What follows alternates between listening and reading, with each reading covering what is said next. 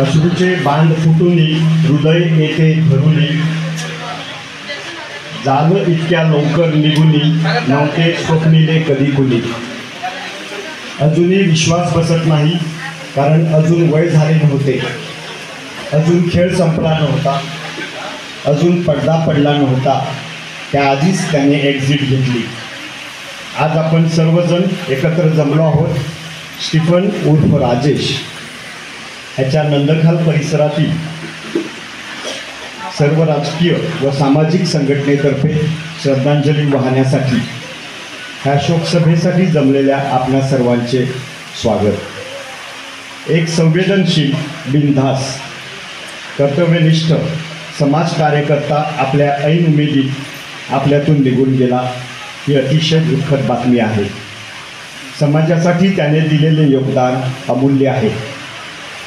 त्याच्या जाण्याने अन्यायाविरुद्धचा एक सूर संपला आहे.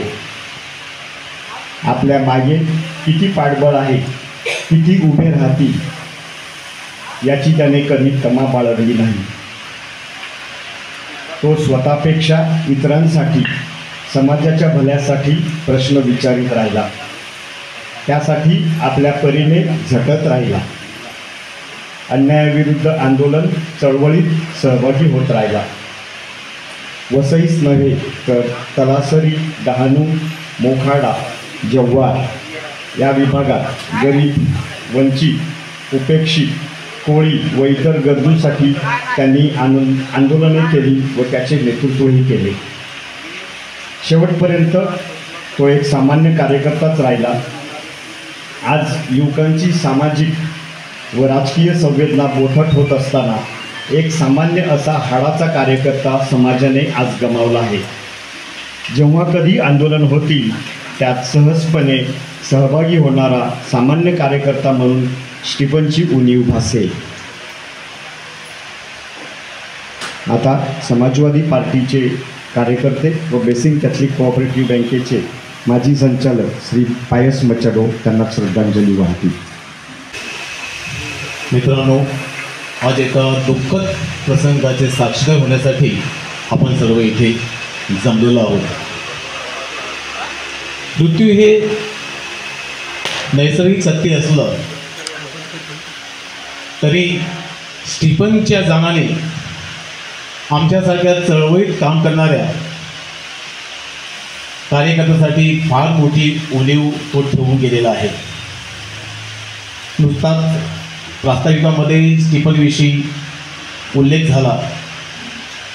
ज्या प्रकारचं स्टीफनचं चळवळीतलं काम या वसईमध्ये होतं त्यापेक्षा अधिक मोठं त्याचं काम पालघर, वाडा, डहाणू ह्या बाजूला होतं व ह्याची कल्पना आम्हा कार्यकर्त्यांना सुद्धा खूप कमी होती. हे नंतर त्याच्या मृत्यूनंतर आलेल्या समाज माध्यमावर आलेल्या त्याच्या भाषणाने, अनेक लेखाने आम्हाला कळलं. अगदी सुरुवातीचा काळ म्हटला ते जेव्हा साधारण 90-2000 काळात त्याची धडाडी, त्याचा समाजवादी परिवाराशी असलेला संबंध, मग ते अनेक इलेक्शन असो, विधानसभा इलेक्शन असो, ग्रामपंचायत इलेक्शन असो, अनेक प्रकारे त्याचा आमचा संबंध आला. परंतु नंतर स्टीफन हा एक स्वयंभू संस्था बनली. स्टीफन हा कोणत्याच पक्षाचा व कोणत्याच संस्थेशी निगडीत नव्हता, परंतु तो सर्वांचा होता. या वसईमध्ये, पालघरमध्ये कोणतीही सभा असो, कोणतीही आंदोलन असो, कोणत्याही चळवळी असो, स्टीफन न बोलवता तेथे हजर राहणार व आपल्या पडखड वाणीने, अगदी तिखट वाणीने तो त्या सरकारी अधिकाऱ्यांना व जे संबंधित आहेत त्यांना तो अगदी सुनावून परखडपणे बोलत असे. ही त्याची एक ख्याती होती. आपणास माहीत आहे की आजकाल प्रश्न विचारणं सरकारला व कोणत्याच नोकरशहाला आवडत नाही. असे प्रश्न विचारणाऱ्याचे आवाज कसे बंद केले जातात या आपण वाचतोय, ऐकतोय. पण स्टीफन कधी त्यासाठी घाबरलेला नव्हता. नुकताच झालेल्या लोकसभा इलेक्शनमध्ये जवळजवळ 1 वर्ष अगोदर व त्यानंतर झालेल्या विधानसभाच्या इलेक्शनमध्ये तो प्रत्येक या आपल्या या नंदाखाल भागामध्ये आम्ही जे एरिया कव्हर करत होतो तो प्रत्येक ठिकाणी चौक सभेत धडाडीने बोलत होता, अगदी न घाबरता. मी कधी कधी स्टीफनला सांगतो की इतक्या बिंदासपणे कसे काय बोलतो नावं घेऊन, काय होणार आहे. कोण काय करणार आहे, असं त्याचं तिखट आणि बिंदास बोलणं आम्हालाही स्फूर्ती देऊन जायचं. स्टीफन नेहमीच बरोबर असायचा, परंतु काहीतरी लपत होता. ते गेल्या 5-6 महिन्यात मला जी बातमी कळलेली की स्टीफन आजारी आहे, परंतु स्टीफनला जेव्हा विचारलं, काहीच नाही पाहायचं, आय एम ओके, मी अगदी बरोबर आहे, आणि चपकन निघून पण जायचा. जास्त संवाद साधायला तो उत्सुक नव्हता. अगदी 1.5 महिन्या अगोदर की 1 महिन्या अगोदर मला माझ्या चळवळीतील मित्रांनी फोन केला, पाय स्टीफन कसा आहे? तर म्हटलं एकदम मजेत आहे. नाही, स्टीफन आजारी आहे. त्याच्या बोलण्याची गंभीरता मला कळली व मी अधिक चौकशी केली असता मला स्टीफन माणिकपूरला कॅन्सर हॉस्पिटलच्या याच्यामध्ये ॲडमिट होता. तेथे मी तातडीने गेलो. संध्याकाळी मी आणि त्यांचे चुलत भाऊ रॉबर्ट माझ्याबरोबर होते. मी जेव्हा स्टीफनबरोबर संवाद साधला, रॉबर्ट आता रडूच कोसळलं. तर स्टीफनने माझीच खबर घेतली, पायस कसं आहे, आणि हसून त्याने माझं स्वागत केलं. रॉबर्टला सांभाळण्यासाठी मी बाहेर आलो. म्हणजे त्याची जी शेवटपर्यंतची जी जिद्द होती की मी काहीच नाही, मी ओके आहे, तुम्ही तुमचं जीवन जगा, मी सुंदर आहे, काहीच घाबरायचं कारण नाही. कालच साधनाशी मी बोलत होतो. साधना म्हणते की गुरुवारी सकाळपासून त्याने सर्व काही घेतलं, शनिवारी सकाळपर्यंत तो आमच्याशी अगदी लाडी गुडीने बोलत होता, आणि संध्याकाळी अचानक तो कॉलेज झाला. असं नेहमी बोललं जातं की ह्याच्या जाण्यानं पोकळी निर्माण झाली, एक उणीव आहे, परंतु स्टीफनच्या बाबतीत ते आम्हाला खरोखर जाणवतं, किंवा जी चळवळीतील लोक आहेत त्यांना खरोखर जाणवेल. आजकाल अशा चळवळीतील लोकांची कमतरता फार भासू लागली आहे. त्यातच फक्त 50व्या वर्षी उन्हापुळ्या ह्या 50व्या वर्षामध्ये स्टीफनचं जाणं सर्व चळवळीला, मग तो कोणत्याही पक्षाचे असो, कोणत्याही संस्थेचे असो, कारण प्रश्न विचारणारे आता कमी होत आहेत, आणि स्टीफनची ही कमी खरोखरच पोकळी निर्माण करणारी आहे. मी समाजवादी परिवार व निर्भय जनसंस्था परिवार यांच्यामार्फत त्यांच्या आत्म्याला शांती लाभो व त्याला भावपूर्ण श्रद्धांजली अर्पण करतो. प्राध्यापक विन्सेंट परेरा आपली वंदना देतो. स्टीफनच्या शोक सभेसाठी उपस्थित असलेले सर्व शोकग्रस्त, तिथं स्टीफनकडे बघितल्यानंतर आपला विश्वास बसत नाही की इतका हसरा चेहरा आपल्यातून निघून गेला असेल. स्टीफनचं संपूर्ण जीवन हे संघर्षमय होतं. त्याचा जन्मापासूनच त्याचा संघर्ष सुरू झाला होता. तो त्याचा संघर्ष अगदी शेवटच्या श्वासापर्यंत होता, पण तो डगमगला नाही. त्याने संघर्षाला तो सामोरे गेला, कारण त्याला ते बाळपण त्याच्या घरात मिळालं होतं. त्याचे काका होते, समाजवादी विचाराचे होते, तिथून त्याला समाजसेवेची ती वाण मिळाली होती. चार्लस या ठिकाणी तो समाजसेवेमध्ये आहे, तो त्याच्यासोबत असायचा. त्यामुळे स्टीफन हा संघर्ष करतच जगला. आईच्या उदरामध्ये माणसाच्या जन्माची आणि मृत्यूची बीजं रोवलेली असतात. ज्या दिवशी तो जन्माला येतो त्या दिवशी तो मृत्यू घेऊन येतो. मातेच्या उदरातून जन्माला येणारा मातीच्या उदरामध्ये एक दिवस जात असतो, आणि त्याला स्टीफन हा अपवाद नव्हता. पण स्टीफनचं जे काही त्याला 50 वर्षाचे लाईफ मिळालं ते त्याने समाजासाठी अर्पण केलं. मागील काही महिन्यापासून स्टीफन आम्हाला दिसत नव्हता. स्टीफनचं येणं जाणं कमी झालं होतं. मग आम्हाला ते जाणवलं कुठेतरी. आम्ही तहसीलदारमध्ये आंदोलन होतं तेव्हा स्टीफन दिसला नाही. आम्ही महानगरपालिकेत गेलो तेव्हा स्टीफन आम्हाला दिसला नाही. स्टीफन दिसत का नाही? मग आम्ही अधिक चौकशी केल्यानंतर पायसने आज जसं सांगितलं तसं आम्हाला ते कळलं. मग आम्हाला खूप वाईट वाटलं की एवढा धडाडीचा कार्यकर्ता ऐन उमेदीमध्ये आज असा संघर्ष करत आहे जगण्यासाठी. खूप वाईट वाटलं त्याचं. पण स्टीफनचं जगणं हे खूप सुंदर होतं. स्टीफनचं जगणं हे समाधानी होतं. कारण एखादं आंदोलन असेल, म्हणजे 1988 पासून जेव्हा फादर डिग्रीच्या नेतृत्वाखाली सिडकोचं आंदोलन झालं, पाणी बचावाचं आंदोलन झालं, त्यावेळेपासून स्टीफनचा चेहरा आपण सर्वांनी पाहिलेला आहे. गर्दीमध्ये कुठेतरी स्टीफन असणार आणि स्टीफन पुढे येणार, आणि पायसने आता सांगितलं त्याप्रमाणे तो प्रश्न विचारणार. तो प्रश्न विचारला घाबरला नाही. तर निवडणुका बँकेच्या असो, पतपेढीच्या असो, त्या जिल्हा परिषदेच्या असो, ग्रामपंचायतीचे असो, मग लोकसभा आणि विधानसभा असो, स्टीफन सगळ्या ठिकाणी आहे. स्टीफनने एक वसा घेतला होता समाजवादाचा, की आपण सत्तेत नसलो तरी चालेल, पण आपण विरोधामध्ये बसून आपण आपला आवाज बुलंद केला पाहिजे. आणि ते काम त्यांनी केलं. त्याला सत्ता कुठे मिळाली नाही, त्याला व्यासपीठ कुठे मिळालं नाही, त्याला मानसन्मान कुठे मिळाला नाही, पण तो संघर्ष करत राहिला. कारण संघर्षामध्ये जगणं हे त्यांनी ठरवलं होतं आणि ते स्टिफननं समाजाला दाखवून दिलं. स्टिफन आज नाही याची उणीव आज आम्हाला भासते आणि ह्या पुढेही ती भासणार आहे. कुटुंबासाठी फार मोठं हे दुःख आहे. स्टिफन जाण्याने दुःख अधिक आम्हाला पण झालेलं आहे, पण स्टिफन ह्यापुढे दिसणार नाही. पण स्टिफनची प्रेरणा निश्चित आम्हाला असेल. मृत्यू हा आपल्या जीवनाचा पाया आहे. अख्खं संपूर्ण जीवन त्या मृत्यूच्या पायावरती उभं आहे. रजनीश ओशो एका ठिकाणी म्हणतात की मृत्यू हा आपल्या जीवनाचा पाया आहे. तो कधी डळमळीत होईल आणि कधी जीवन खाली यायचं सांगता येत नाही. हे स्टिफनने जाणलं होतं, त्याला माहिती होतं. म्हणून तो शेवटच्या क्षणापर्यंत खंबीरपणे त्या संकटाशी तो सामना करत होता. अगदी शेवटच्या वेळेला सुद्धा तो असंच म्हणत होता, मी बरा होणार आणि मी येणार, मी आंदोलनात येणार, मी चळवळीमध्ये येणार. ही त्याची दुर्दम्य अशी इच्छा होती. कारण जगणं हे त्याच्यासाठी सर्वस्व होतं. स्टिफन गेल्याने त्यांच्या कुटुंबाला दुःख झालेलं आहे, आम्हालाही दुःख झालेलं आहे. त्याच्या आत्म्याला चिरशांती लाभावी अशी मी विधात्याकडे प्रार्थना करतो आणि वसई तालुका काँग्रेस कमिटीतर्फे त्यांना मी श्रद्धांजली अर्पण करतो.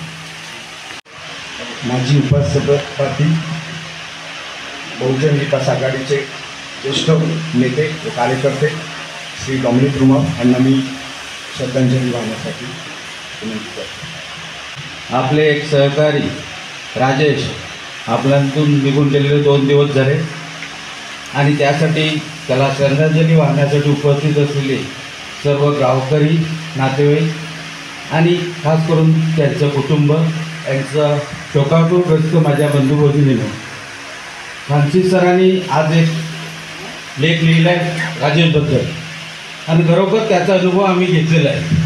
कारण माझा मामाचं घर देखील येथेच आहे आणि आम्ही लहान असताना माझ्या मामाचं कुटुंब आणि राजेश्वर कुटुंब काही कामानिमित्त एकत्र असायचो. आम्ही तेव्हा त्यांच्याकडे यायचो, पण तेव्हा माझ्या आणि राजेशची इतकी ओळख नव्हती, कारण तो पण लहान होता, आम्हीही लहान होतो. पण नंतर मी राजेश जेव्हा मोठा झाला व सामाजिक काम करायला लागला तेव्हा माझे आणि त्याचे संबंध एकदम दृढ असे संबंध झाले. मी वसईला असताना, पंचायत समितीत बसलेला असताना राजेश तहसीलला आला किंवा कुठेही काय कामानिमित्त वसईला आला आणि त्याला दिसला की मी तुम्ही बसला आहे तर 100% तो माझ्याकडे येणार. वसईला आला आणि माझ्याकडे आला नाही असं कधी घडलं नाही. येताना हसणार, हातात हात देणार, बोलणार, पण चहा नाही, चहा घेणार राजेश नाही, मग काय काम होतं माझ्याकडे नाही, फक्त तुला बघितलं ना मला बरं वाटते.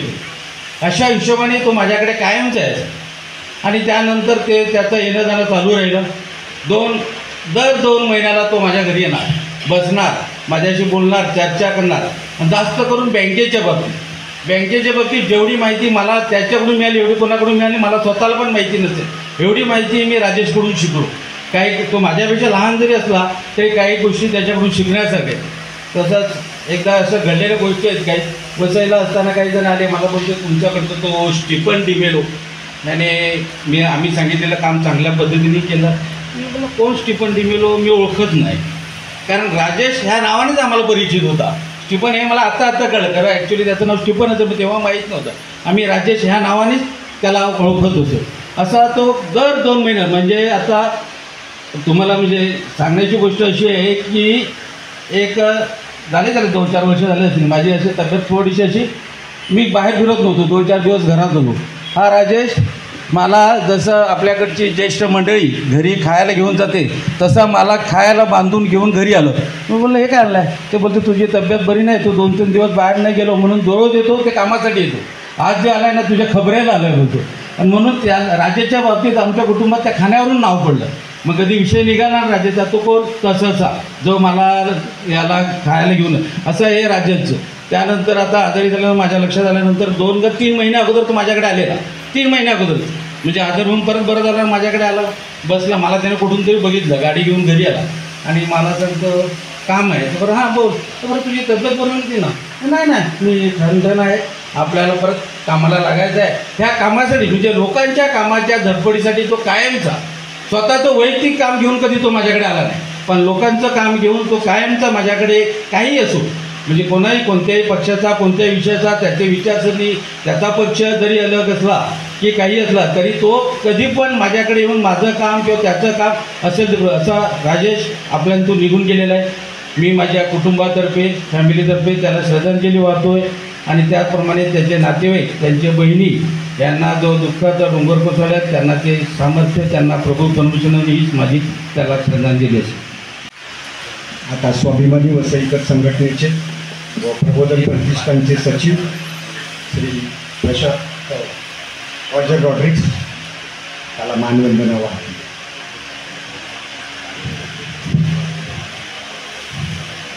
वसईतील सामाजिक क्षेत्रात कार्यरत असलेला हा निस्वार्थ कर्तव्यनिष्ठ कार्यकर्ता आज आपल्यातून निघून गेलेला आहे आणि त्याच्या जाण्याने एक मोठी पोकळी निर्माण झाली आहे. स्टीफन हा कुठल्या एका संघटनेशी बांधलेला नव्हता, पण त्याचे पाय नेहमीच अन्यायाविरुद्धच्या लढ्यात चालत असत. मोर्चा असो, उपोषण असो, जनसभा असो की निवेदन, तो सदैव सहभागी असायचा. त्याचा आवाज ठाम असायचा. त्याच्या डोळ्यात एक प्रामाणिक चिवटपणा दिसायचा. कॅथलिक बँकेच्या वार्षिक सभांना तो नियमितपणे उपस्थित राहत असे, कारण त्याच्यासाठी ती एक औपचारिकता नव्हे तर समाजाच्या प्रश्नांना वाचा फोडण्याची संधी असे. त्याने कधी प्रसिद्धी मिळवली नाही, पण त्याची भूमिका चळवळीमध्ये नेहमी ठळकपणे दिसली. वसईच्या चळवळीमध्ये त्याचे योगदान शब्दात मोजता येणार नाही. तो केवळ कार्यकर्ता नव्हता, तर चालत्या चळवळीचा एक श्वास होता. आज तो नाही, पण त्याची सावली अजून आपल्यासोबत आहे. एखाद्या मोर्चाच्या गोंगाटात, सभा सुरू होण्याच्या शांततेत किंवा निवेदन देणाऱ्या रांगेत उभ्या असलेल्या कार्यकर्त्यामध्ये तो आपल्याला दिसतो. स्टीफन डिमेलो एक नोंद न राहिलेला पण विसरता न येणारा कार्यकर्ता. त्याच्या आठवणींना स्वाभिमानी वसईकर संस्थेतर्फे भावपूर्ण श्रद्धांजली. वसई काँग्रेसचे ॲडव्होकेट जिमी गोन्साल्विस यांना मी थोडक्यात मानवंदना अर्पण करण्यासाठी विनंती करतो.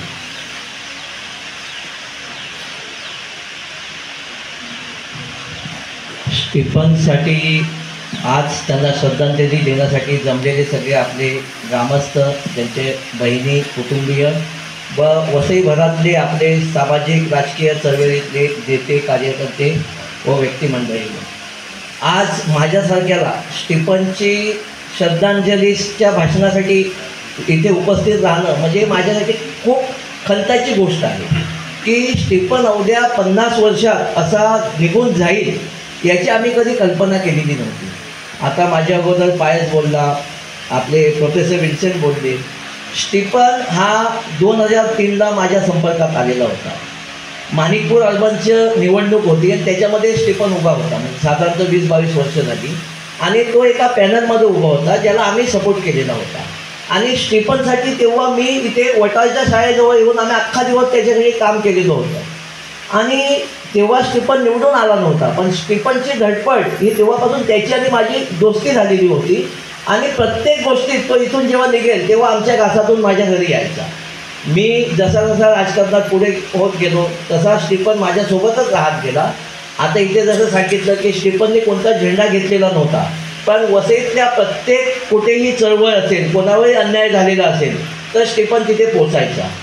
स्टीफनला मी सांगायचो की स्टीफन तुझं व्यक्तिगत जीवन पण तू बघितलं पाहिजे. मी त्याला खूप म्हणजे मी त्याला मोठ्या भावाप्रमाणे मानायचो. तो आमच्या घरी आल्यानंतर माझे बाबा गेल्या वर्षीच गेलेले आहेत. माझे बाबा त्याला खूप प्रेमाने सांगायचे, मला सांगायचे जिम्मी याचं काही तर बघ, हा एकदा फिरतोय, तू याला मदत कर. आणि वसईभरचे आमचे जे समर्थक लोक आहेत, बँकेत तो आल्यानंतर आमच्यासोबत म्हणजे खांद्याला खांदा लावून बँकेचे प्रश्न तो मांडायचा. प्रत्येक गोष्ट AGMमध्ये येऊन आमच्यातर्फे बोलायचा. म्हणजे काल स्टीफनचं असं 2 दिवसाअगोदर जसं अकाली निधन झालं तसं वसईभरातून मला फोन आले. कारण लोकांना वाटायचं की बँकेत हा माझ्यासोबतच होता, कारण बँकेत आम्ही जे AGMला प्रश्न विचारायचे ते स्टीफन आमच्या वतीनेच बोलायचा, कारण त्याला कधी व्यासपीठ मिळालेलं नव्हतं. आता 3 वर्षाअगोदर तो आमच्याकडला परत माणिकपूर अर्बनमध्ये उभा राहिलेला. मला वाटलं तेव्हा तर निवडून येऊन स्टीफनला काय तर एक व्यासपीठ मिळेल जेणेकरून स्टीफन कसा खूप हुशार होता. आणि तो टीचर होता. माझ्या बहिणीच्या जोडीला त्यांनी डी.एड केलेलं होतं. माझी बहीण सांगत होती की यांनी माझ्या जोडीला डी.एड केलेलं आहे आणि आम्ही 18 मुली होत्या आणि त्याच्यात 2 मुलं होतं आणि त्याच्यात स्टिफन होता. तर म्हणजे तो नोकरी करून चांगली नोकरी करून स्वतःचं कुटुंब हे करून तो करू शकत होता, संसार करू शकत होता. पण त्यांनी त्या सगळ्यांना वटवृक्ष दाखवून तो सामाजिक जीवनात आला. पण त्याला कुठे बघा, आता मी या दृष्टीने त्याच्या श्रद्धांजलीच्या दृष्टीने पण आज सांगायला बघतो की स्टीफनसारखी लोक आज खूप कमी आहेत समाजामध्ये आणि आपण एक चांगला व्यक्ती हरवलेला आहे. आज त्याची उणीव प्रत्येकाला येत आहे. जसं आता इथे पायसने सांगितलं की आम्हाला तो स्टीफन किती मोठा होता हे माहीत नव्हतं, पण स्टीफनला संपूर्ण वसई तालुका ओळखत होता. जेव्हा मला 1 वर्ष अगोदर हा गोष्ट समजली की स्टीफनला काही तर प्रॉब्लेम झालेला आहे, तर मी स्टीफनला माझ्यापुढे तो थोडा, मी त्याच्यापेक्षा लहान आहे 5-6 वर्ष, तर तो थोडासा माझ्यापुढे बोलताना थोडासा त्याला हे वाटायचं की हा राजकारणात पुढे गेलेला आहे, मला काय हे मिळालेलं नाही, संधी मिळालेली नाही. तर मी स्टीफनला नेहमी मोठ्या भावाप्रमाणे सांगायचो, स्टीफन बघ, आपलं स्वतःचं कुटुंब पहिलं बघायचं राजकारणामध्ये, मग आपण समाजासाठी लढायचं, थोडं व्यक्तिगत स्वार्थ पण त्याच्यामध्ये ठेव. पण त्यांनी कधीही असं कोणतं काम सांगितलेलं नव्हतं. जेव्हा त्याचा हा विषय मला समजला तेव्हा वसईतले आपले विनीत बालचे मॅक्सिम इस्केटा ते आमच्यासोबत होते. स्टीफन त्याच्याकडे नेहमी जायचा आणि स्टीफनच्या जोडीला एक नायातला कोणता व्यक्ती होता, त्यांनी मॅक्सीला सांगितलेलं की स्टीफनला असा प्रॉब्लेम झालेला आहे. मग मी स्टीफनला घरी बोलवलं. मी स्टीफनला सांगितलं, स्टीफन काय प्रॉब्लेम आहे, तुला आपण मदत करू, काय असेल खर्च असेल तो सगळं आपण करू, पण तुझा काय प्रॉब्लेम आहे तो सांग. तर स्टीफन थोडा ओसळला, बोलतो जिम्मी माझं काय आहे की माझी लोक बदनामी करतात, मला फक्त मुतखड्याचा त्रास झालेला आहे. तेव्हा मग मॅक्सीला मी बोलून मॅक्सीवर मी चिडलो की तू त्याची बदनामी करू नको, त्याला आजार झालेला नाही, त्यांनी मला हे सांगितलेलं आहे. पण स्टीफननी तो आजार दडवला नसता आणि आपल्यापुढे उघड झाला असता तर स्टार स्टीफन आपल्यामध्ये असता. मी त्या दिवशी जॉनला पण सांगितलं की तू हजारो कॅम्प केल्या कॅन्सरच्या आणि तू स्टीफन, तर जॉन बोलला की आमच्यापासून तो लांबच गेलेला होता. मी 4 वेळा स्टीफनला जवळ जाऊन म्हणजे त्याला घरी बोलवून मी सांगितलं तुझा काय प्रॉब्लेम असेल तर मला सांग, आपण तुझं ट्रीटमेंट करू. पण स्टीफननी कधीही कबूल झालेला नव्हता. मग जेव्हा मागच्या महिन्यात मॅक्सीने सांगितलं, मला फोन केला की स्टीफनचा काय तर प्रॉब्लेम झालेला आहे, स्टीफन भुळगावला त्याच्या बहिणीकडे आहे. मी म्हटलं चल भुळगावला जाऊ, फटकन जाऊन येऊ, त्याला भेटून येऊ. तर एवढ्यात मॅक्सीने मला परत फोन केला की स्टीफनला हॉस्पिटलला नेलेलं माणिकपूरला. मग मी गेलो, सासूरवाडीला गाडी ठेवली, तिथून मॅक्सी आला, मी हॉस्पिटलला गेला. तिथे आपल्याकडली दुसरी पण माझी एक जवळची व्यक्ती होती. मी आतमध्ये गेलो, स्टीफनने मला बघितलं आणि स्टीफनने मला हाक दिली. मला एकदम वाईट वाटलं. मी म्हटलं स्टीफन ही तू काय परिस्थिती केलेली आहे, आम्ही तुझ्यासोबत आहोत. तर मला बोलला, मॅक्सीला त्याने बाहेर काढलं, मला बोलला तू डॉक्टरशी जाऊन बोल. मला 3 वेळा स्टीफन बोलला. मी जाऊन त्या डॉक्टरशी बोललो की काय असेल डॉक्टर साहेब आपण सगळं करू. तर डॉक्टर बोलतो की बघा जिम्मी साहेब, तुम्ही सांगता ते बरोबर आहे, पण ह्याची केस थोडी डिफिकल्ट झालेली आहे. मी म्हटलं काही असलं तरी आपण त्याला मदत करू, काय पैसे असले खर्च असला तर आम्ही सगळे येऊन त्याला मदत करू, पण आपल्याला ह्याचं वय नाही आहे, आपण त्याला मदत करू. काय कोणताही गंभीर आजार असला तर आपण त्याला ह्याच्यातून बाहेर काढू. मग आमच्या मॅक्सीची आणि अँड्रोशी, मी अँड्रोला त्याच्या घरी पाठवलं, भुळगावला बहिणीच्या घरी. मी म्हटलं हे फक्त केमो याचे चालू आहे, ते 2 महिने याला काढा, ह्याच्यातून त्याने मला सांगितलं मी याच्यातून बाहेर येईल, माझ्याकडे विल पॉवर आहे. मग मी म्हटलं 2 महिने जर तू याच्यातून बाहेर आला तर तुझा आपण ट्रीटमेंट करू चांगल्या डॉक्टरकडे, तुझ्या अंगातून डिटॉक्सिफिकेशन करू, पण तुला आपण याच्यातून वाचू. पण त्या दिवशी जी बातमी आली त्याच्यात मी एकदम सुन्न झालो. स्टीफनला मी माझ्यातर्फे, आमच्या काँग्रेस परिवारातर्फे आणि संपूर्ण वसईच्या सामाजिक चळवळी आणि विशेषतः वसीम कॅथलिक बँक, माझं वसीम कॅथलिक बँकेवर पण आरोप आहे. स्टीफनने इतकं आज गेल्या 15 वर्षापासून स्टीफन बँकेच्या याच्यासाठी आलेलं होतं. आज इथे बँकेचे चेअरमन, व्हाईस चेअरमन, CEO उपस्थित असले पाहिजे होते, पण ते नाहीत. याची खंत आहे, कारण त्याच्या कार्याची नोंद घेणं जरुरीचं होतं. तरी मी त्याला माझ्यातर्फे आणि वसीम कॅथलिकतर्फे विशेषतः त्याला श्रद्धांजली देतो आणि माझे 2 शब्द पूर्ण करतो. थँक्यू. कुटुंबियातर्फे व दोनतलाव गाव परिवारातर्फे श्री क्लेमेंट डिमेलो त्यांना श्रद्धांजली वाहते. आमचा भाऊ स्टीफन म्हणजे राजेश हा सामाजिक राजकीय क्षेत्रात कार्यरत होता, ह्यात वादच नाही. पण त्याच्या व्यक्तिमत्वाला आध्यात्मिकतेची सुद्धा बैठक होती. मी प्रत्यक्ष अनुभवलेलं आहे की त्याचे वडील, ज्यांना आम्ही तात्या हाक मारायचो, त्यांची थोडीशी जरी दाढी वाढलेली दिसली तर राजेश मांडी घालून त्याच्यासमोर बसायचे आणि तात्या नाही नाही म्हणत असताना हातातल्या अळीने त्याची पूर्णतः गाडी करायची, पायाची हाताची नखं काढायची. म्हणजे त्याच्या बैठकीला, त्याच्या व्यक्तिमत्वाला कुठेतरी आध्यात्मिकता होती. चर्चमध्ये असेल तर तिथेही त्याच्यामध्ये नेतृत्व दिसून यायचं. म्हणजे कशी फिरवायची असेल, काहीही असेल तर तो पुढे असायचा. आणि या आध्यात्मिकमुळे त्याच्या व्यक्तिमत्वामध्ये दयासुद्धा होती. जळगाववरून परीक्षा देऊन तो येत असताना ट्रेनमध्ये एका पोलिसाने कारण नसताना त्याला सतावलं.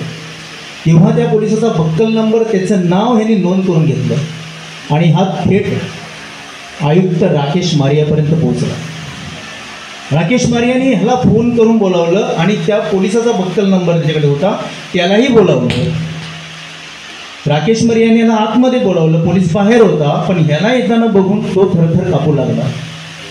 पण याने आतमध्ये जाऊन सांगितलं की साहेब, मला फक्त तुमच्या निदर्शनास आणून द्यायचं होतं की तुमचा स्टाफ काय करतो, परंतु त्याच्या नोकरीवर गदा येता कामा नये. म्हणजे त्याच्या मनामध्ये दया होती. मला चार्ल्स नाही, माझ्या मोठ्या भावाने सांगितलं की 5 मुली झाल्यानंतर त्याच्या आईने रमेदी मातेकडे रडून त्याला मागितलं. म्हणजे रमेदी मातेने तिला दिलेला तो एक प्रसाद होता, परंतु त्याने त्याचं चीज केलं. हिंदीतले बंडखोर कवी दुष्यंत म्हणतात की कौन कहता है कि आसमान में छेद नहीं होता, कौन कहता है कि आसमान में छेद नहीं होता, तबीयत से एक पत्थर उछालो.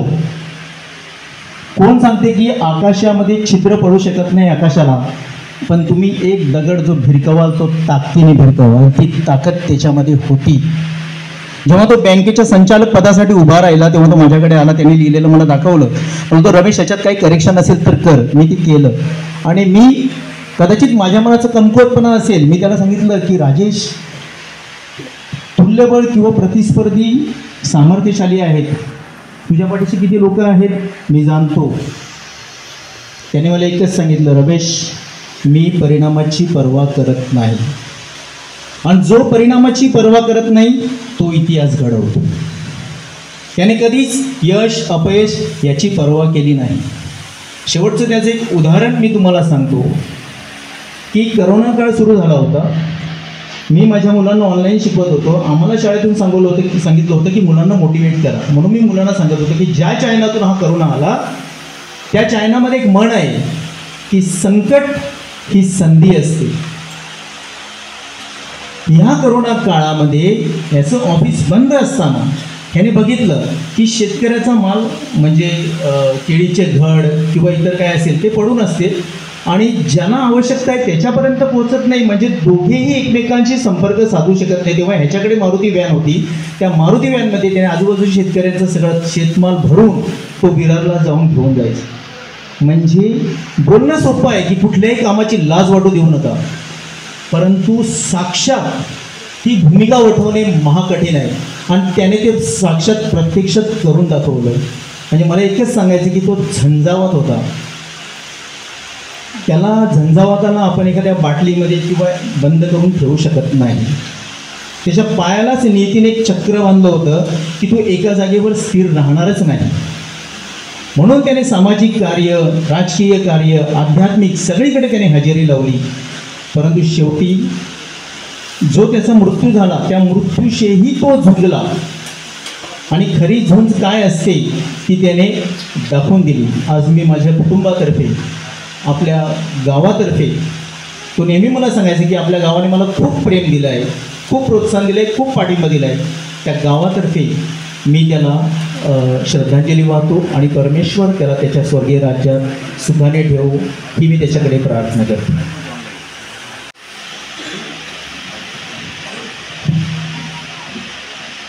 शनिवारी संध्याकाळी मला बातमी लागली की स्टीफन गेला. मी थोडा सुन्न झालो. एक आमचा सहकारी चळवळीतला कार्यकर्ता माझ्यापेक्षा लहान निघून गेला. तेव्हा त्याचं सगळं चरित्र, त्याचं बोलणं, त्याचं वागणं 1-2-4 मिनिटांमध्ये माझ्या डोळ्यासमोर प्रवेश केला, चित्र घेऊन गेलं. इथे सर्वांनीच स्टीफनविषयी ते सगळं सांगितलं. बऱ्याच वेळेला असं होतं की मी नंदाखाली सभा लावलेली आहे, विषय तो महानगरपालिकेचा असो, विजेच्या समस्याविषयी असो, घरवारी संदर्भात असतो. स्टीफन तसा आमचा कुठल्याही पक्षाशी संबंधित नव्हता, परंतु तो प्रत्येक कार्यक्रमाला हजर आहे. मी तिकडे आहे, सगळं दुरादूर लावायचं आहे, माईक वगैरे सगळं दुरावर करायचे आहे, सगळं लाईट वगैरे सगळी व्यवस्था करायची आहे. तो स्टीफन तिथे अगोदर पोचलेला असायचा. स्टीफनची मला मदत मिळाली, कारण आमचे सगळे कार्यकर्ते विशा सुखाण्याचं येणार आहे. स्टीफन प्रत्येक वेळी तिथे हजर असायचं. अनेकांनी सांगितलं स्टीफनविषयी, खरं आहे स्टीफनची समाजाने खरी किंमत केली नाही, त्याला मान सन्मान दिला नाही. परंतु स्टीफन गेल्यानंतर त्या दिवशी मला रात्रभर अनेकांचे फोन आले आणि पत्रकारांचे फोन आले. लोकसभाचे पत्रकार, वसई समताचे पत्रकार तर माझ्याशी जवळपास 15 मिनिटे बोलले. सुरेश कामत त्यांनी मला विचारलं स्टीफनला काय झालं, त्याला मी सगळं सांगितलं की असं जसं आजाराने स्टीफन आजारी होता, परंतु तोच आजार मला सुद्धा आहे. मग स्टीफन एवढा गप्प का बसला, का लपवून ठेवला, त्याने त्याचा आजार का लपवला, योग्य वेळा त्याचं मेडिटेशन का झालं नाही, त्यांनी त्याच्यावर योग्य वेळी उपचार का घेतले नाही, सगळे प्रश्न मी उत्तर देऊ शकलो नाही. त्यांना सांगितलं, त्यांनी कधीच स्वतः कबूल केली नाही आहे. या ठिकाणी इथे अनेकांनी सांगितलं, त्यांनी कधीच कबुली दिली नाही आहे. तो नेहमी सांगत होता की नाही मला काहीच झालं नाही, मला काहीच झालं नाही. अशी या स्टीफनने आपला आजार लंबवला. आता मगाशी उल्लेख झाला कॅन्सर चिकित्सा शिबिराविषयी. निर्भयच्या माध्यमातून आम्ही जवळपास 185 कॅम्प केले, अनेकांनी त्याचा लाभ घेतला.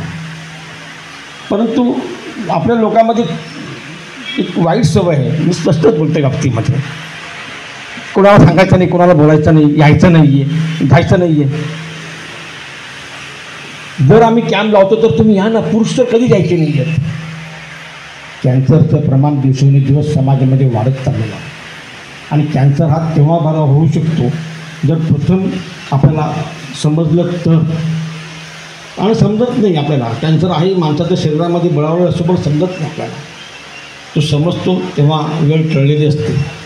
तेव्हा स्टीफनच्या या निमित्तानं मी तुम्हाला तेवढं आवाहन करतो, नम्रपणे विनंती करतो की जेव्हा जेव्हा आम्ही हे चिकित्सा शिबिर लावतो तेव्हा तेव्हा तुम्ही या, ते सहभागी व्हा. प्रथमावस्थेत असेल तर तुम्ही पूर्णतः बरं होऊ शकता. जर अशीच जर प्रतिसाद जर आम्हाला स्टीफनला दिला असता तर स्टीफन आज आमच्यामध्ये हयात असतं, आयुष्य त्याचं वाढलं असतं. पण दुर्दैवानं ते झालं नाही आहे. आज आम्ही सहकारी गमावले, खरं आहे. आमची चळवळीची धार बोथड झाली, एकूण तेवढंच खरं आहे. पण आम्ही बघत आलो, मगाशी सर्वांनी सांगितलं, हरित वसई घ्या, महानगरपालिकेचं आंदोलन घ्या, सिडकोचं आंदोलन घ्या, सगळ्या आंदोलनामध्ये तो नेहमी हिरिरीने पुढे असायचा, आमच्यासोबत असायचा. त्याची एक सवय असायची, चांगले कपडे घालून तो अगदी बिल मारून काठीकडे तो असायचा. तो यायचा, आपलं मनोबल व्यक्त करायचं. परंतु त्यांनी एवढे सगळं आंदोलन केलं, आज आमचा सहकारी गेला, आमचा हात गेला असं मी समजतो. यापुढे आम्ही आंदोलन करायची, स्टीफन आहे बरं वाटायचं. कारण एक माणूस आहे म्हणजे तो एकटा नव्हता, मी समजा तो 100 माणसं आहे, आधार असायचा आम्हाला. परंतु तसं नाही, आज पण आमच्यातून गेला, ही वस्तुस्थिती आहे. जेव्हा जेव्हा आम्ही आंदोलन चळवळी उभी करू किंवा माझी सभा लावू तेव्हा तेव्हा मी माझी नजर आजूबाजूच्या त्या प्रेक्षकामध्ये स्टीफनला सोडत आहे. असा आमचा हा स्टीफन आज आमच्यातून निघून गेला, त्याचा आम्हाला अति दुःख होत आहे. स्टीफन वसई कॅथलिक सभेचा कार्यकारी सदस्य होता, आपला कोणाला माहिती नसते, पण तो त्याचा देखील सदस्य होता, सभासद होता. आणि त्याची एक सवय आहे, सर्वांनी सांगितले प्रश्न विचारले, तिथे होतो प्रश्न विचारायचा. आज कॅथलिक सभेतर्फे मला त्यांनी त्याचं जे शोक संदेश मला दिला आहे तो मी इथे वाचत आहे आणि मी माझं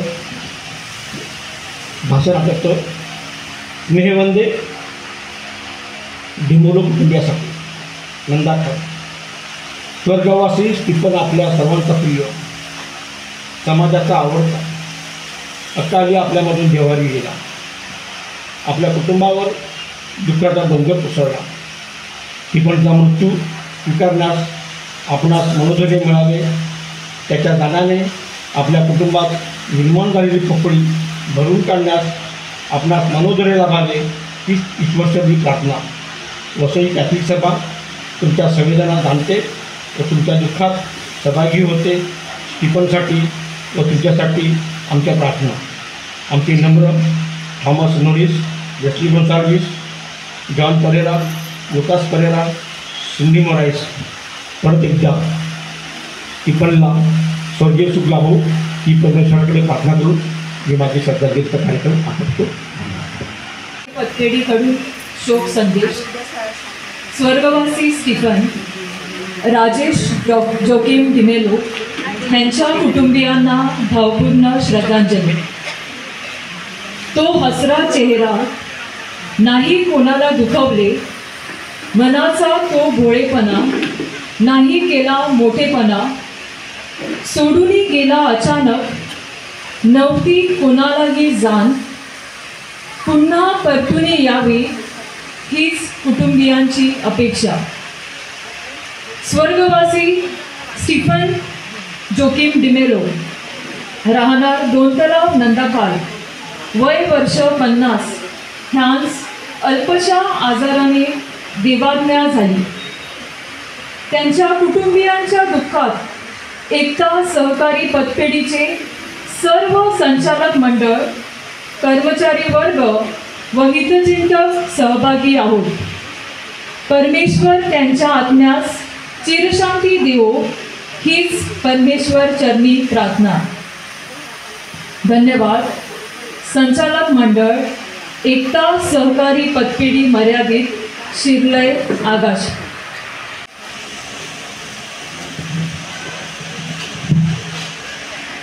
येशूच्या पुनरुत्थानाची प्रार्थना. आपण सांत्वनपर प्रार्थनेला सुरुवात करत आहोत. स्वर्गाचे राणी उल्हास कर, ज्यांना जन्म दिल्याचे भाग्य तुला लाभले, तो आपल्या म्हणण्याप्रमाणे उठला आहे. आम्हासाठी देवाजवळ विनंती कर.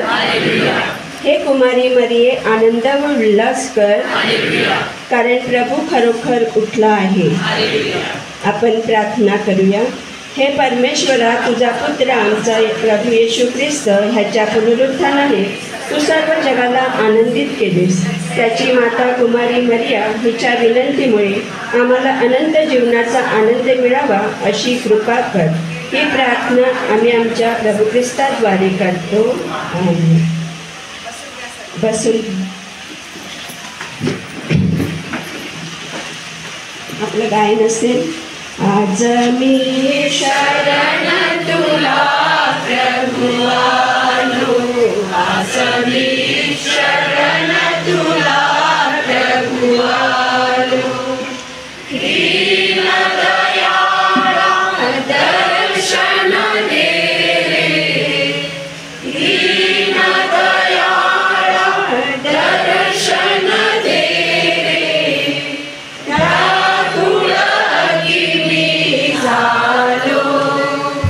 शरण तुला प्रभू आलो, आज मी शरण तुला प्रभू आलो. काही सुचेना, काही रुचेना, काही सुचेना, काही रुचेना,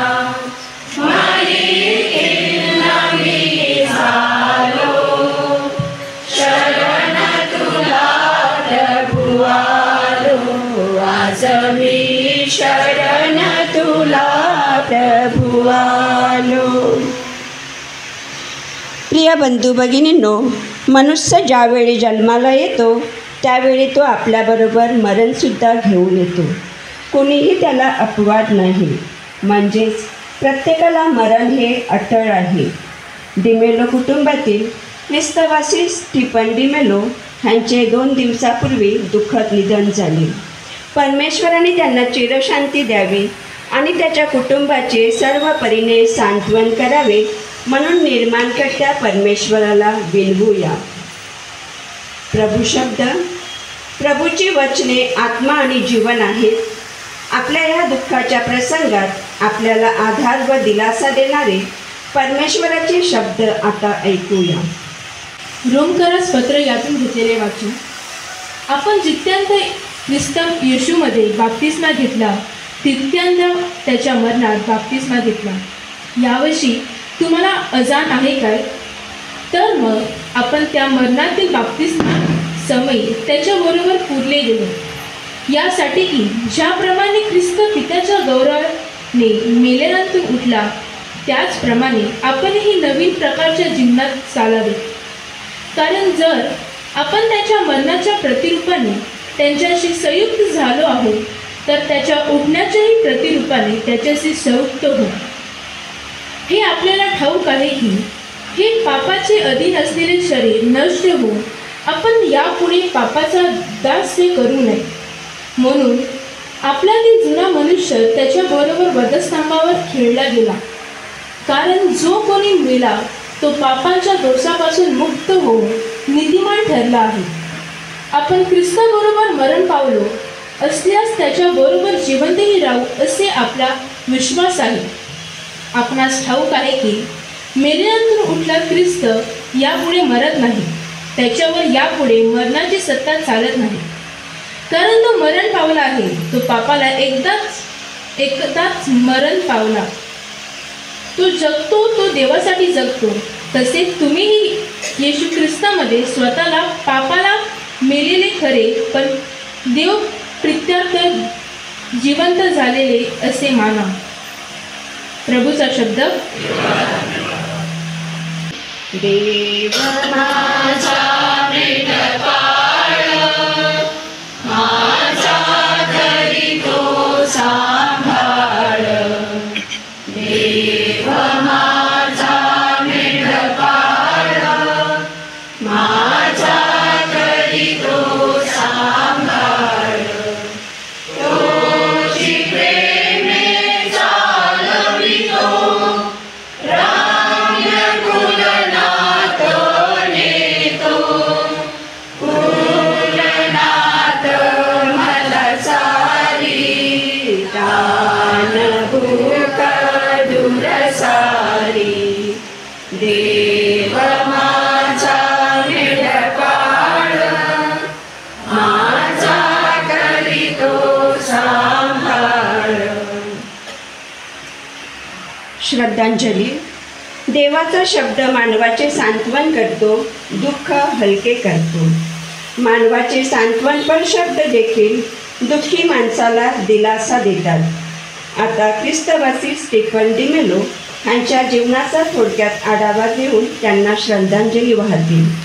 सोमवार दिनांक 12 मे 1975 ह्या दिवशी स्टीफन उर्फ राजेश डिमेलो ह्याचा जन्म जॉकिम व सांतान डिमेलो यांच्या पोटी झाला. कुटुंबासाठी हा आनंदाचा क्षण होता, कारण 5 मुलींनंतर परमेश्वराने पुत्ररत्नाचे फळ जॉकिम आणि सांतांच्या पदरी टाकले होते. एकूण 6 बहिणी, 1 भाऊ, म्हणजे आपल्याला निश्चितच वाटेल की किती लाड झाले असतील स्टीफनचे आमच्या राजेशचे. तसे होणे योग्यच ठरले असते, पण परिस्थिती लाड करण्यासारखी नव्हती. राजेश जाणता झाल्यावर त्याला त्याच्या जबाबदारीची जाणीव झाली. एखाद्याच्या खांद्यावर फार लवकर जबाबदारी आली की आपल्या समाजात असे म्हटले जाते की त्या व्यक्तीच्या खांद्यावर जबाबदारीची कावड ठेवली गेली. परंतु राजेशच्या बाबतीत हे थोड्या वेगळ्या भाषेत सांगता येईल. त्याच्या हाती दुधाची किटली आली, कारण त्याचे आई वडील दुधाच्या व्यवसायात होते. एका हातात दुधाची किटली व दुसऱ्या हातात मशीनसाठी काठी. ती अशासाठी की गोठ्यातील मशीनना सुके गवत व पेंडा ह्यांची चेन परवडणारी नव्हती, म्हणून गुरांना चरायला नेण्याशिवाय पर्याय नव्हता. म्हशी वळता वळता कमरेला खोचून ठेवलेले पुस्तक बाहेर काढायचे, हातातल्या काठीला टेकून उभे राहायचे, पुस्तकाची उभ्या उभ्या पारायणे करायची.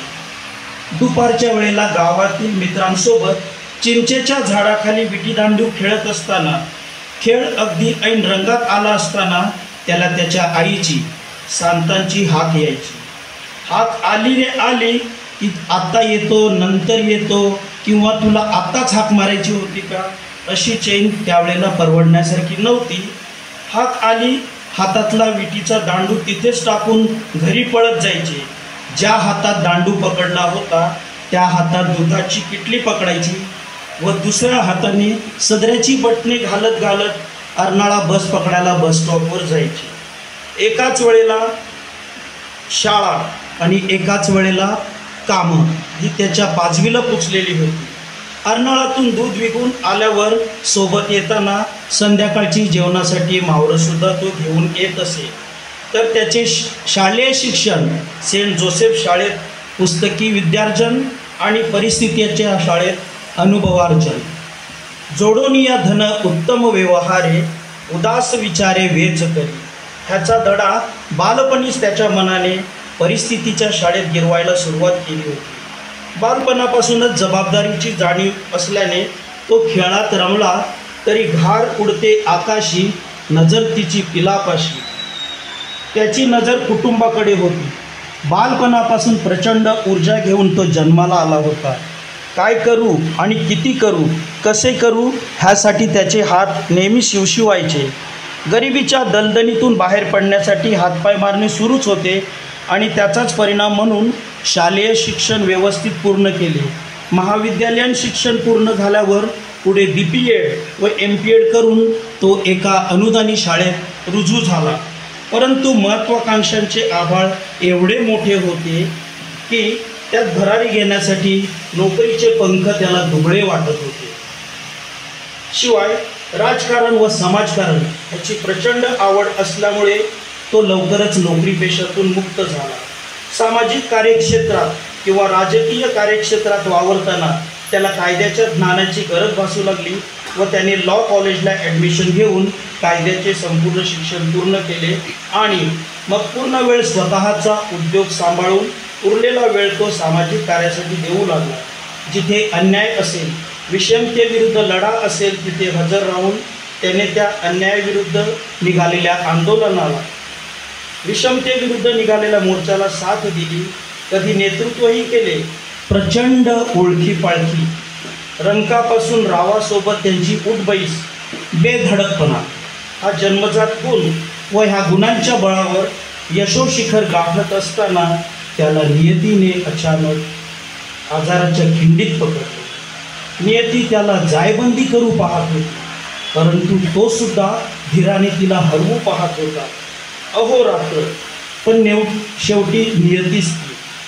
शेवटी तिने डाव साधला आणि शनिवारी 24 मेच्या संध्याकाळी 5:30च्या सुमारास एका वादळाची झुंज निमाली. नियती जिंकली आणि आपला राजेश हरला. राजेशने ह्या जगाचा निरोप घेतला आणि आमच्या कुटुंबियाला तसेच दोनतलाव परिसराला पोरके घालून परमेश्वराकडे निघून गेला.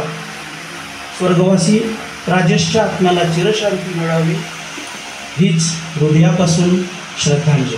धन्यवाद. प्रथम आभार देवाचे, ज्या देवाने आमचा भाऊ स्वर्गवासी स्टीफन राजेश म्हणजे आमचा राजा ह्याला 50 वर्षाचे आयुष्य दिले आणि त्याच्या आजारपणात आम्हाला त्याची मनासारखी सेवा करण्याची संधी दिली. त्याबद्दल विधात्याचे मी मनापासून आभार मानते. आमचा भाऊ स्टीफन ह्यांच्या आजारपणात वेगवेगळ्या डॉक्टरांनी आम्हाला त्याच्या उपचारासाठी सल्ला देऊन उपचार केले. त्यातील doctor Hollis D'Souza oncologist, doctor Devendra Patil urologist, doctor Shwetna Coelho यांचे मी विशेष आभार मानते. तसेच माझी मैत्रीण सिस्टर परिचारिका मीना रॉड्रिग्स यांचे आम्हाला भरपूर सहकार्य आणि मदत मिळाली. त्याबद्दल मी त्यांचे मनापासून आभारी आहे. राज्याच्या आजारपणात आमचा मावस भाऊ स्टॅनली ह्याने आम्हाला सर्वत्रपरी मदत करून आम्हाला मार्गदर्शन केले. तसेच इंदुजा हॉस्पिटलमध्ये अनेक डॉक्टरांची ट्रीटमेंट त्यांनी घेतली, आम्हाला मिळवून दिली. त्याबद्दल मी त्यांचे मनापासून आभार मानते. विशेष आभार फादर जो डिमेलो म्हणजे आमचे आप्पा ह्यांनी त्याच्या आजारपणात वेळोवेळी भेटी दिल्या पवित्र ख्रिस्त शरीर तसेच प्रार्थना हे देऊन त्याची हिंमत वाढवली, त्याबद्दल मी त्यांचे आभार मानते. तसेच भुईगाव पॅरिसचे प्रमुख धर्मगुरू फादर विजय लोपिस, फादर एल्विक डाबरे यांनी त्याला पुरस्कार व पवित्र ख्रिस्त शरीर प्रार्थना करून तसेच अनेक धर्मगुरूंनी त्यांना भेटी दिल्या, त्यांच्यासाठी प्रार्थना केली, म्हणून मी त्यांचे आभार मानते. दोन तलाव गावातील गावकऱ्यांचे मी विशेष आभार मानते. त्यात मी विशेष उल्लेख करते की माझ्या गावकरी बंधू भगिनींनी त्याला अनेक वेळा भेटी दिल्या. तसेच फेरशा आणि मोती यांचे मी विशेष आभार मानते की ह्या दोघांनी त्याला भेट देऊन त्याला आनंदित केले, त्याबद्दल. तसेच जाड्याप्पा, वालीआप्पा आणि वारंवार प्रत्यक्ष भेट देऊन व फोनवरून त्याच्याशी सुसंवाद साधून धैर्य दिले, म्हणून मी त्यांचे आभार मानते. आमचे भाऊ चार्लेस दादा, रमेश, रॉबर्ट यांनी त्याच्या आजारपणात अनेक वेळा भेटी दिल्या, त्याला धीर दिला, त्याबद्दल मी त्यांचे आभार मानते. आमचा भाऊ स्वर्गवासी स्टीफन राजेश यांच्या मृत्यूची बातमी कळताच दोन तलाव ग्रामस्थांनी गर्दीने उपस्थित राहून सर्व प्रकारची व्यवस्था करून आम्हाला सहकार्य केले, त्याबद्दल मी माझ्या गावकऱ्यांचे मनापासून आभार मानते. सर्वात महत्त्वाचे आभार मानायचे म्हणजे आमच्या जॉर्जची.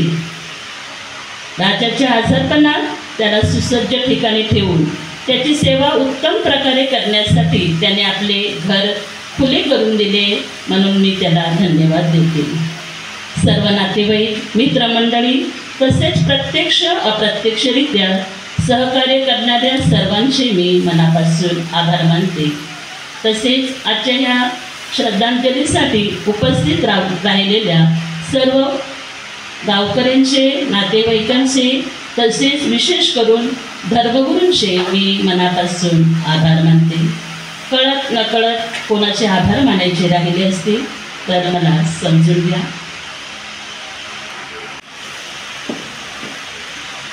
आता आपल्या विनंती आपण प्रभू चरणाशी ठेवूया. आपलं उत्तर असेल, हे प्रभू आमची प्रार्थना आहे.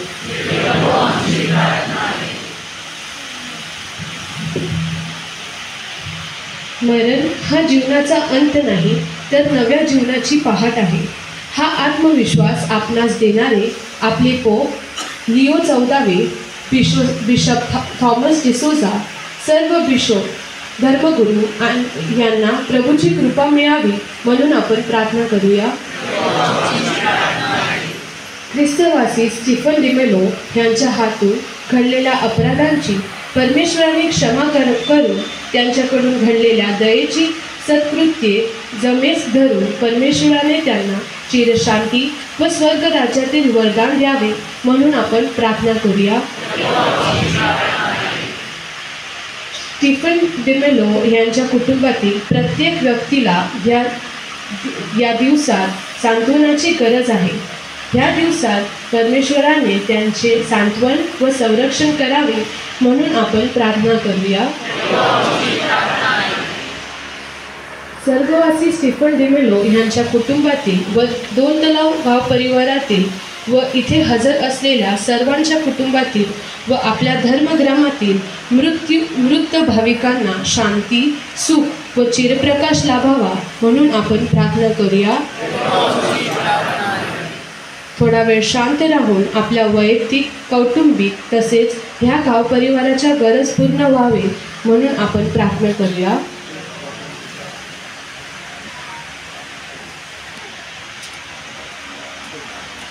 आता आपण रोजरीचे एक रहस्य अगदी भक्तिभावे बोलणार आहोत. सर्वांनी एकत्र. आमच्या स्वर्गातील बाबा, तुझे नाव पवित्र मानले जावो, तुझे राज्य येवो, जसे स्वर्गात तसे पृथ्वीवरील तुझ्या इच्छेप्रमाणे हो. आमची दररोजची भाकर आज आम्हाला दे, जसे आम्ही आमच्या अपराध करणाऱ्यांना क्षमा करीतो, तशी तू आमच्या अपराधांची क्षमा कर, आणि आम्हाला मोहप्रसंगी पडू देऊ नकोस, पण वाईटापासून आम्हाला सोड. तुम्हाबरोबर असो. ह्या बाप्पा आम्ही तुझी स्तुती करतो, आम्ही तुझ्या आभार मानतो, आम्ही तुला धन्यवाद देतो, कारण तुझाच फक्त जीवन आणि मृत्यूवरती अधिकार आहे.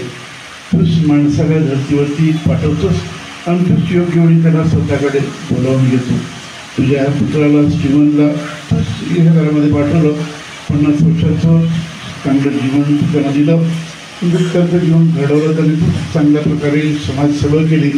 त्याबद्दल मी परमेश्वर बापा आम्ही तुला मनापासून धन्यवाद देतो. त्यांनी 50 वर्षाचं हे संपूर्ण आयुष्य जे जगले चांगलं जेवण त्याच्याबद्दल प्रभू तुला आम्ही सुस्वंदित आहेस. प्रभू या तुझ्या पुत्राला तू प्रॉमिस केलेलं आहे, वचन दिलेलं आहे की मी जिथं आहे तिथं तुम्ही असावं. माझ्या पित्याच्या घरामध्ये खूप जागा आहे. प्रभू तुझ्या पित्याच्या घरामध्ये तू त्याला जागा देण्यासाठी घेऊन गेलेला आहे. ह्या तुझ्या पुत्राला तुझ्या शाश्वत सहवास लाभो. तुझ्याप्रमाणे त्यांचं जीवन तेजोमय कर.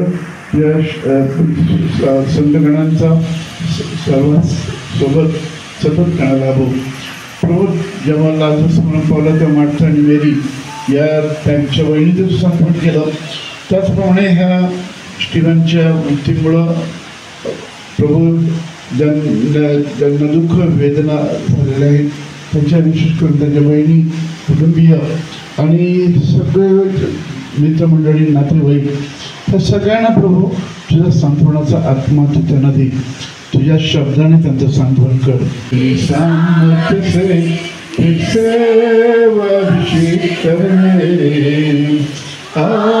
पवित्र आत्मा, पवित्र आत्मा, पवित्र आत्मा,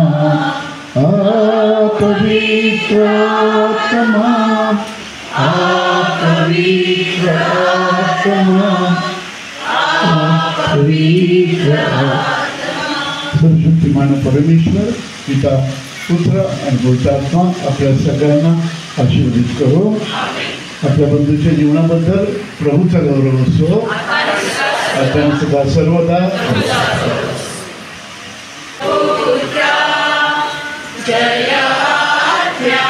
देवा, जय माता, जय पुत्र, जय देवा.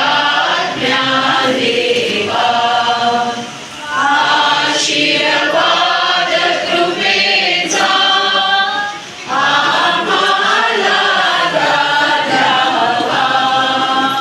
जय देव, जय देव, जय देव, जय देव, जय बाबा, जय पुत्र, जय देवा. स्वर्गधामी हो गौरव देवाला, भूमीवरी शांती तुझी मनुजाला. आम्ही तुझं सवितो धन्यवाद गातो. थोर तुझा महिमा आम्ही वर्णितो.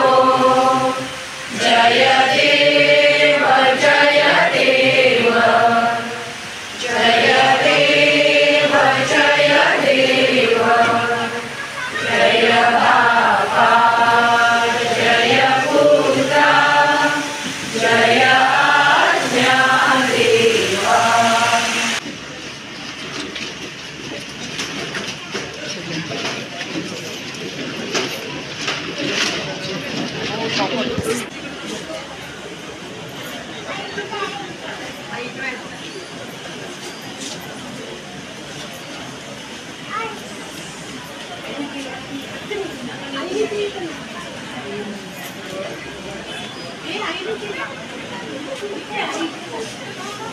Apa dia?